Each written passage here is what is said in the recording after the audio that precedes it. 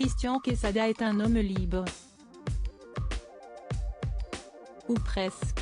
Ce jeudi 25 mars, l'ancien maître des 12 coups de midi a été libéré de prison où il a purgé la totalité de sa peine de 3 ans par le jeu des remises de peine.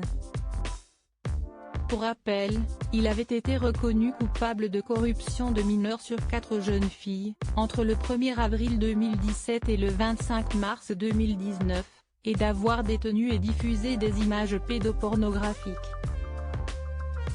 Condamné en avril 2020, il avait alors déjà effectué plusieurs mois de sa peine d'emprisonnement, puisqu'il avait été placé en détention provisoire le 27 mars 2019.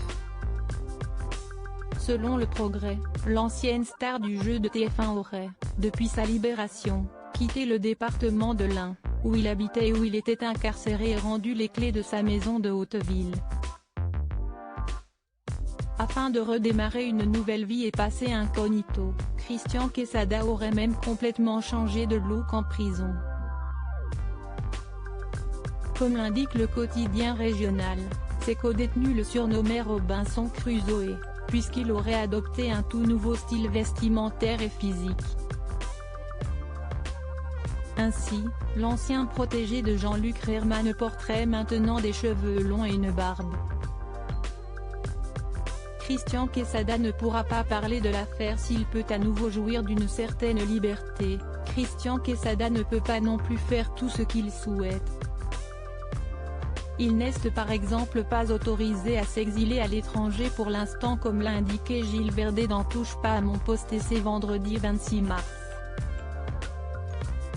Si Christian Quesada aurait aimé quitter la France pour échapper aux paparazzi, il ne pourra pas le faire en raison du suivi socio-judiciaire qu'il doit désormais observer pendant 5 ans.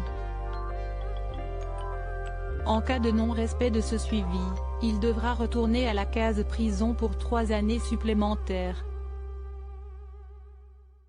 À noter que selon Guillaume Janton, qui a eu accès à l'intégralité du dossier de Christian Quesada, ce dernier n'est pas non plus autorisé à parler de l'affaire, il n'est pas autorisé à parler de l'affaire, à sortir de livres, à faire un film, à accorder d'interviews pour l'instant et pendant plusieurs années, a indiqué le chroniqueur.